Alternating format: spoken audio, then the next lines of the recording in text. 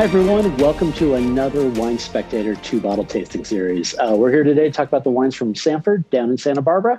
And in case you forgot, I am Keith Goldston, the Corporate Master Sommelier for Landry's. And joining me today is Travis Hinkle, our Advanced Sommelier and Wine Beverage Director for the Post Oak Grand Award-winning wine list, Travis Hinkle. Welcome, Travis. Well, thanks, Keith. Great to be back with you. So Santa Barbara, what are your thoughts? I mean, Sanford's kind of a famous, iconic winery. It's kind of hard for me as the Napa guy to go down south, but what are your thoughts on Santa Barbara? I'm super excited about the tasting today. And in general, I'm really excited about what's happening in Santa Barbara as well. So Santa Barbara, for those who haven't experienced the wines, is really uniquely situated in California, and that it's fairly far to the south. Actually on the same latitude as something like Tunisia, North Africa, right? So you would ordinarily think really warm temperatures, certainly lots of sunshine, and they do have that sunshine, but because of the cold Arctic waters that carry in cooler temperatures, it's actually one of the coolest winemaking spots in California as well. And so that combination of really fantastic sunshine and cool weather makes for some really fascinating examples of Pinot Noir and Chardonnay, which we'll be exploring today. Yeah, for me, it's always been interesting because, being in the industry as long as I've had, I've always heard about the potential of Santa Barbara and always heard about how the valleys run east to west and, of the whole Pacific coastline, all the way from Patagonia in South America, all the way up to Alaska. It is actually the furthest east to west valley off the coast in the whole, world on the Pacific. And what that does is it just creates this funnel effect that just sucks the fog in right off of the Pacific, cools it down even cooler. And, it just doesn't have to work as hard to, blanket the vineyards the way you see in Sonoma or Napa, where it has to go over that coastal ridge. And it's kind of funny that the spots like Templeton Gap up by Santa Lucia Highlands or the Petaluma Gap up in Sonoma, those are like the hot spots now because they allow the fog to come in. Whereas like Santa Barbara's always had that. And to me, it's just a treat because we've always heard about this. And I feel like the quality and what's in the glass is really starting to catch up with the hype. And it was always about potential. And I kind of feel like the wines they don't need to be talked about that way. They are every bit, for me, equal to some of the best like Napa, Sonoma, or the world for that matter. And I think in particular, we're going into one little AVA, the Santa Rita Hills. And Travis, what are your thoughts on, as you and I refer to it as Sta Rita? Right. Sta Rita, not to be confused with Santa Rita Winery down in Chile. No, I mean, so this has emerged as maybe the most important wine growing area in Santa Barbara, I'd argue. All right. So it's nestled. It's a smaller American viticultural area that's nestled within the larger Santa Ynez Valley. And so, again, right outside of Lompoc, you're getting that influence of the cool coastal waters. But then, as we were saying earlier, with that abundant sunshine. And so with that sunshine comes the potential for high ripeness in Pinot Noir and Chardonnay. But that cool weather allows those grapes to really maintain their acidity. So you get this high intensity of flavors with great mouth-watering acidity and a wonderful texture in the wines as well. I'm most excited about Sanford Winery because these were really the pioneers of the appellation as well. It was in the early 70s that Michael Benedict and Richard Sanford planted what has become arguably the most famous vineyard in the area, the Sanford and Benedict Vineyard, to Pinot Noir and Chardonnay. Again, defying conventional wisdom at the time, the thought was this was too cool an area to be able to produce quality wines, and they have absolutely proved all of those assumptions wrong. This is an area that's an iconic vineyard in California, and one that I'm super excited about.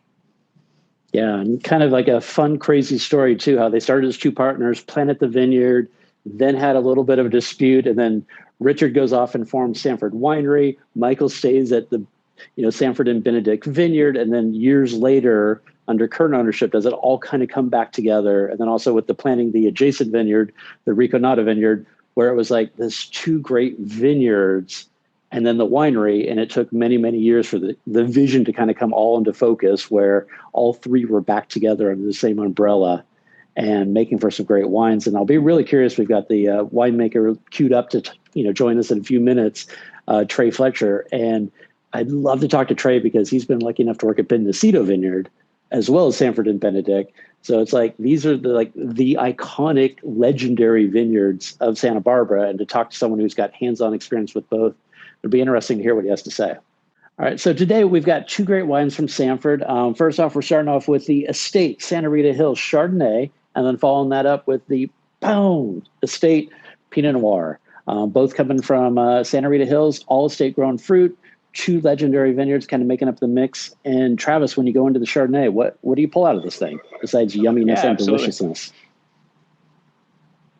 Well, so right away, I mean, this smells like a California wine, right? So it's led by those wonderful kind of tropical flavors of melon and pineapple, but lots of citrus here as well, lemon curd. Yeah, I get this crazy kind of like beeswax, honeydew, melon thing, and that tropical melon always kind of takes me down south as opposed to Sonoma. Yeah, absolutely. And what I appreciate about this too is, as a really judicious use of oak, there's just that hint of toastiness, that little bit of smoke and baking spice that tells you that this has been matured in French oak barrels, but it's nothing over the top. It really is in balance with the fruit and the secondary notes. Well, and it's funny because in the Somm world, there's a little bit of like, oh, California Chardonnay. I don't necessarily think I'm too cool for that. But in all honesty, the wines are delicious. And I think about like take one of our restaurants like the Ocean Air, which has got this great, amazing seafood menu and actually has pretty good, commitment to wines, amazing wine list.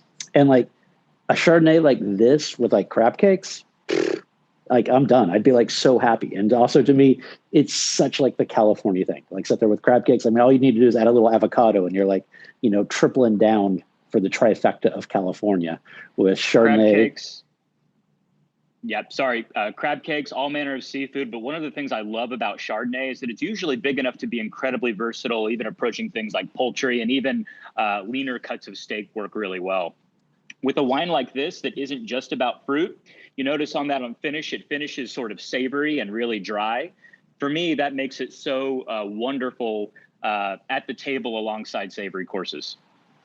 Yeah. Well, and there's also, if you've ever done like, where you like roast off the lemon on the barbecue or in the pan, and then you serve like the charred lemon. It's got this like really cool charred lemon fennel thing that just makes me kind of like, hey, what's that? And like want to go back in, keep drinking it, which is never a bad thing. And just finishing with that acidity that just washes it all out and makes you want that second sip right after you put the glass down, which I love and it's sometimes hard to achieve in California, frankly. So yeah, I'm pretty happy with that. Shall we try the Pinot? Yeah, let's do it. And the first thing you notice in the glass too is just the intensity of color coming out of these wines. And again, going back to that high sunshine, cool climate, you really get this absolutely gorgeous color. Still that thin skin varietal, obviously in the glass, but with just a high intensity. Well, high intensity, but still a little bit translucent. And of course, yeah. And I smile and I'm happy because I look at it, it looks like Pinot, and I pick it up and I smell it and it smells like Pinot. It's like no names to be mentioned, but there are a few Pinots out there coming out of California that look like Syrah or Petit Syrah. And to me, like Pinot should not be black and inky. And when I pick it up, it should have this beautiful lift of, red fruits and herbaceous notes. And this has both of that. And, like if I was putting together like a blind tasting for someone for, master sommelier exam, like this smells and looks like Pinot and it makes me happy. So what are some of the aromas you pick up there, Travis?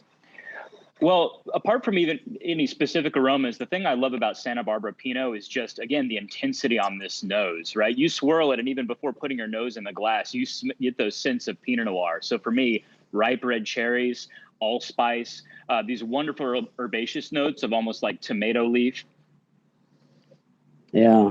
And then for me, it also shifts a little bit, almost like sometimes when I'm tasting, I just go in, I'm like, what season do I smell? And this to me just smells like fall. Like it has that kind of dried leaves, beets, a little bit of root vegetable thing going on. And then it's got this really kind of like dried powdered cinnamon. I mean, is there any other type of cinnamon? I don't know, but I guess cinnamon stick, but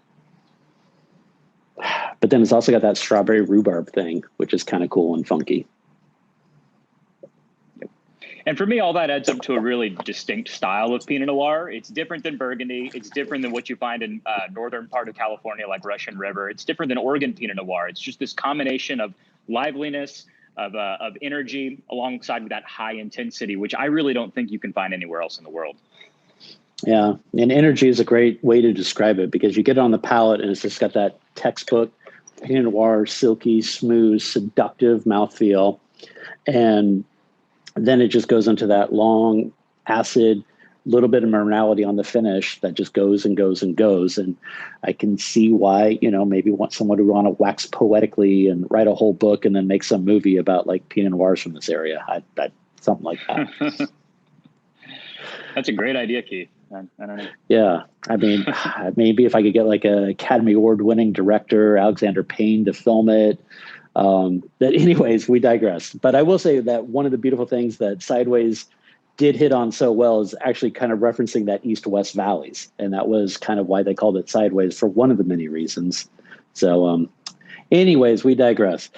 Travis, what would you like to eat with this Pinot? So with Pinot Noir, I love, again, just like the Chardonnay, Pinot Noir is so versatile with food. But for me, salmon and Pinot Noir is one of those classic pairings, especially salmon that's maybe seen a little bit of treatment on the grill, so that you get that little bit of char, that just hint of smokiness that mirrors with the flavors so well. But again, Pinot Noir can play great with lighter forms of seafood, with poultry, and even leaner cuts of steak really beautifully well. And for even people who, vegetarians, pescatarians, Pinot Noir is really the perfect vegetable red wine. And so I think mixed veggies on the grill just works absolutely beautiful with something like this. Yeah. Well, and I think also, too, kind of going back to if the Chardonnay with crab cakes, avocado is like the tripling down on California, I kind of feel like Pinot from the West Coast, salmon, particularly from it's just one of those things that if it grows together, it goes together type of scenario. And I know that obviously we don't grow, well, we do farm salmons occasionally, but anyways, get a great grilled salmon, glass of Pinot, particularly the Sanford one, you're in pretty happy shape. So Yep. What do you think? Should we bring Trey in, see if we've got some, get a little more intel from inside the winery about the wines? Yeah, absolutely. So everyone, we're really thrilled to be joined by Trey Fletcher, the winemaker for Sanford Winery. Welcome, Trey. Hey, thanks, gentlemen. Happy to be here. I've really enjoyed the series so far, so really proud to be part of it. Yeah, I just would like to say thank you. And just spending a couple of weeks, or last week in California, and I know that you are in the middle of harvest, in the middle of wildfires, and all the drama. So thank you so much for finding a little time to step aside from what I'm sure has got to be an insanely busy time for you. And we really appreciate getting the chance to chat. Hey, everybody's busy. This is an exciting time of the year, so it's fun to share this time with you guys and sort of bring everybody into the fold in what is a small window, but an exciting one and one that really matters. Fantastic. And I know that you've been with Sanford for just over a year now. So how is it? I mean, how did you end up at Sanford? I mean, you've got a pretty impressive resume, working with some great winemakers along the way. And now to get the chance to take over an iconic winery, what's the origin story? How'd you get there? Yeah, well, I was a longtime Sonoma Coast snob. I always looked down at the other Pinot Noir regions of the West Coast, looked down my big crooked nose at them, and really my eyes were open to Santa Barbara, primarily through the wines I tasted off of Sanford and Benedict from the 70s, and the wines from Bien Nacido in the late 80s and early 90s that Michael Benedict had made, and Jim Clendenin had made, and Adam Tolmack had made, and Bob Lindquist had made. And tasting Chardonnays and Pinot Noirs from this area that not only had a real voice, but they aged really well. And I hadn't tasted aged Chardonnay or Pinot Noir really from anywhere else besides a couple of vineyards in the Sonoma Coast and maybe perhaps the Chalon Appellation in Santa Cruz. And a light just kind of went off, and I thought that the wines from this area were very rich and bombastic, and I was dead wrong and so ignorant. And that's what brought me here. And Bien Nacido is what brought me to Santa Barbara, but Sanford and Benedict and La Rinconada is what kept me here. I often looked at these vineyards, very covetously, and all my friends made wine off of both vineyards, and I always wanted to make wine off of Sanford and Benedict and La Rinconada. And John Turlato, the Turlato family owns La Rinconada and Sanford and Benedict Vineyard, all together under Sanford Winery. And he and I hit it off, and it had all the things that a great wine needs. It had established vineyards with a track record, farmed very well, with constant investment. That's owned by a family that gets wine at every level and gets fine wine. I inherited a wonderful cellar team that had been here for years and got not only the vineyard, but the winemaking intrinsically, and it was getting all of those things together is very hard. Oftentimes you can have one of those or sometimes two of those, but if you have three of those coupled with, sales and marketing that can tell your story to everybody, it's a rare thing, and I jumped at it. Oh, that's fantastic, and congratulations. So for our thanks, guests, Travis. So for our viewers who maybe don't have a lot of experience in Santa Barbara, how would you characterize the basic difference between, say, a Sonoma style of Pinot Noir versus a Santa Barbara style? Understanding that Sonoma is a big place with lots of variation, but in broad strokes, how would you describe the difference? Yeah, well, Sonoma Coast, which has the Russian River AVA in it, and a few other smaller ones.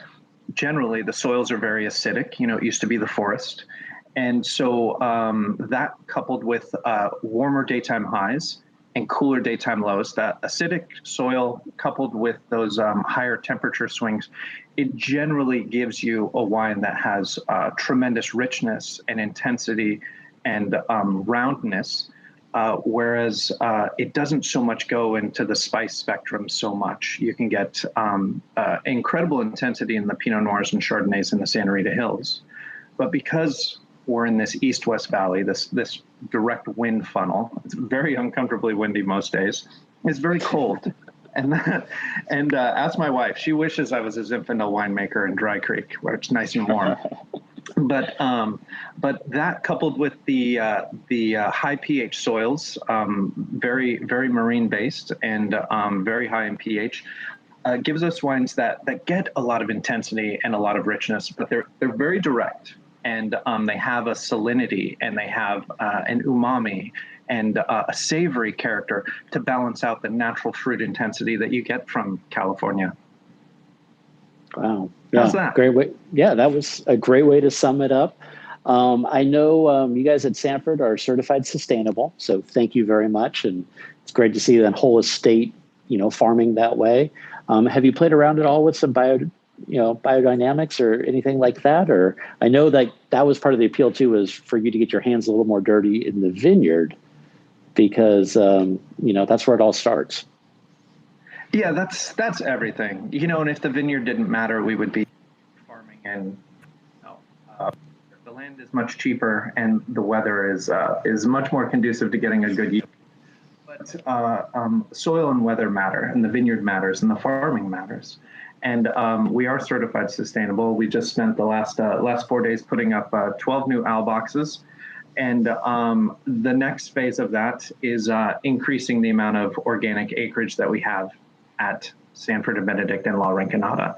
So we farm several blocks of Chardonnay and Pinot Noir organically, not certified, but used all certified organic materials. And then experimenting with biodynamics. These things can ultimately get you closer and closer to the terroir-driven wines that we want here at Sanford. But it's not a switch that you can flip overnight. And especially with the tremendous amount of acreage of old vines that we have, majority of our Pinot Noir was planted in 1971 and 1972, own rooted. We want to make gentle steps to ensure that we don't lose those and that we continue to have them for another 47 years. But composting, organics, and biodynamics is certainly the direction that we feel that we're going to achieve our goals for higher quality wines that give a truer sense of place. And sustainability is the first step, and we didn't stop going up the stairs. So we talked a little bit about Sanford and Benedict Vineyard, but as we've also mentioned, there's a newer vineyard that you're also dealing with and even producing some single vineyard wines out of the La Rinconada vineyard. Do you want to talk a little bit about the difference between those two? Is it a different in clonal selections, little differences in soil or terroir, or how do the wines present differently? Yeah, so the two wines we're tasting today are Santa Rita Hills, and these wines come exclusively from both vineyards, right? So they are estate wines, and we look at the winemaking and the grape growing kind of like concentric circles. The Santa Rita Hills is on the outside, and then we get down to the vineyard designates a little closer, and then even further in would be the block designates. And looking at La Rinconada is further west. It was planted in 1997 by Richard Sanford. Sanford and Benedict was planted by Michael Benedict and Richard Sanford in 1971. But when we're looking at La Rinconada, because it is further west, it's much windier, it's less protected, it's much colder, and the soils, there's very little rock at La Rinconada. When you're working in Sanford and Benedict, it's like working on a restaurant floor all night without those wonderful rubber pads, just concrete on your feet. You're very tired, your back's sore, your ankles kind of feel it. But working at La Rinconada, the soils are all alluvial. There's very little rock at all. And even though they have good water holding capacity, they give what we think is more of a minerality and more of a drive and focus that is more conducive to Chardonnay. And so what does that translate to? Usually that minerality, that saline, salty character, and that savoriness is very classic La Rinconada because of the proximity to the ocean. What else can I tell you about La Rinconada? It's the windiness also lends to very thick skins. I thought, Keith, your description of the Chardonnay having almost a roasted lemon was brilliant. I've noticed that 1,000 times and never been able to verbalize that. And that's a characteristic that just screams La Rinconada. Very cool. Well, thank you. I know the vineyards are absolutely paramount to quality, but I have to think it's got to be kind of fun stepping into, like a very cool winery that was built to be, with, sustainable materials, the adobe, the recycled wood. And I'm sure Terralotta's got some deep pockets for some fun toys in the winery. Is there anything that, like, you've got like a new toolbox that you're just like, yes, I've been waiting to play with this? Is there stuff on that end that, is kind of fun at Sanford? Gosh, I really hate to disappoint you. So the Terralottas have never shied away from investing in the vineyards, replanting sections of the vineyard that needed to be restarted, and using tighter vine densities and tractors that compact the soil less, and doing all of those essential tasks. But as far as toys in the winery, it's pretty straightforward. The wines are very handmade. I think our most complex piece of equipment is a wine press, which everyone's had in wineries since the 1800s. We don't have any fancy filters. We don't have any things that do the work for us. The sustainability of the property is really fantastic. It's an adobe building that all the adobe bricks were made on site. Augie, our cellar master of 30 years, he grew up on this property, and he helped, build and form the bricks for the winery, just like his father, who worked at Sanford and Benedict for a number of years and helped plant it, formed and built the walls around the Sanford and Benedict vineyard. Let me see. What toys do we have? Gosh, now I'm kind of getting jealous. One of the toys we do have at Sanford Winery is elevators. And when I came here last year, the cellar crew who's been here for 30 plus years, the first question to them was, "Oh, what elevators did you have at your last winery?" And I was like, "Guys, nobody has elevators at the winery." And elevators might not sound very exciting to you at home, but on these elevators, instead of putting people in them, we have tanks. And so we can move all the wine by gravity, so we don't have to pump the wine.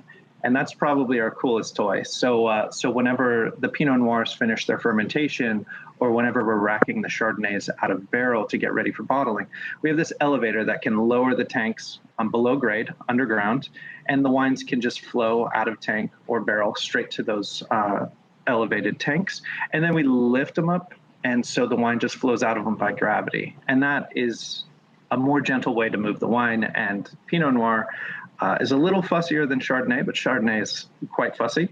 And all of those little tips and tricks that you can kind of throw its way to be gentle along the life and the élevage of the wines kind of helps keep more in the bottle, in the wine, and in the glass, and more pleasure at the table. So Trey, I've got one more question for you. Well, maybe one more. But you were really lucky to work for many years with one of the true icons for California Chard and Pinot, and that was Ted Lemon at Literai. What would you say is probably your biggest takeaway from working with Ted? I mean, I've enjoyed his wines for many years, and he's done a lot for promoting California Chard and Pinot in a style that maybe was a little atypical at first, but is now associated with quality.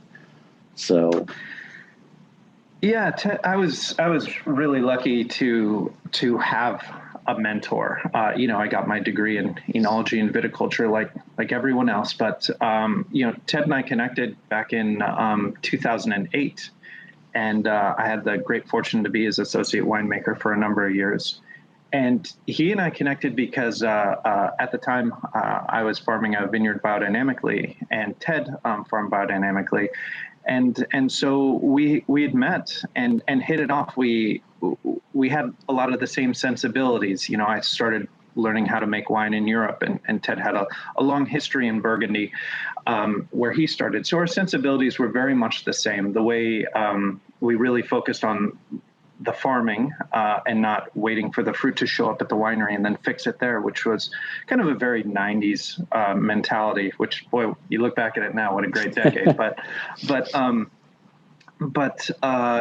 integrating the farming into the winemaking, Ted's a very strong farmer and a very strong winemaker, and he runs a healthy business. I think he's very balanced that way. He has incredible physical stamina.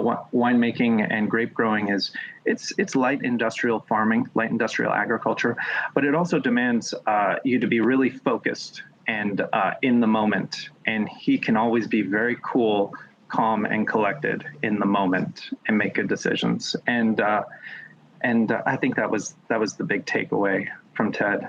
Yeah, and he's very generous with information. He, if you're with him, he's an open book and very, very, very generous. Yeah, I laugh because years ago I got to go taste with him back up on Howell Mountain, and it was it was the old guess what I'm pouring you, and then if you guessed right, then the tasting kept going. And it was very Burgundian of him. We were there for 4 hours, so we did pretty well, and there were some pretty epic bottles opened up that day. But I just had to laugh. I mean, it was such a Burgundian thing to do. We're like, I'm going to go to my cellar, bring a bottle out, and you tell me what it is. And it was like, thank you for your hospitality. Yeah, but it was one of those like absolutely perfect days in the wine business that I'll probably remember for the rest of my life. So, his energy and openness, definitely a nice addition to the world of wine in California. I agree. And I don't know if you remember the last time you and I met, but we were at the Pigs and Pinot, and we were winding down after, I think, the Pinot Noir Slam Down or something like that. And we were there with a couple of other master sommeliers, and you were handed a bottle of 1980s. I forget the Burgundian producer, and the cork just went to shambles on you. And I've never seen a more expert surgical strike with two really obnoxious master sommeliers in your ear the whole time. You were focused, dialed, and I thought you had no chance. You pulled it out beautifully. I actually still have a video of it on my cell phone. Yeah, that was I just a guess. It was probably Fred Dame giving me a lot of grief in my ear because that's right. He was laying the smackdown for sure. Yeah, but those after hours parties at Pigs and Pinot are definitely a treat. And, I look forward to, maybe bringing a few Sanford wines up into that mix. And, I can't wait to try your first few vintages as they start to come out into the market. Really exciting. Well, come on by the winery. Don't wait till then. You guys both have an open invitation anytime. Well, Trey, it has been a pleasure talking to you. Thank you so much for these gorgeous wines. We can't wait to follow along over the next few vintages to really continue to see your impact in the vineyards. And thanks again. Yeah, thank you so much, Trey. And here's to many corks popping in the future. Hopefully, no surgical strikes to save a cork, but just popping some great corks for some great wines, and looking forward to it. So, cheers. Cheers. Thank you so much.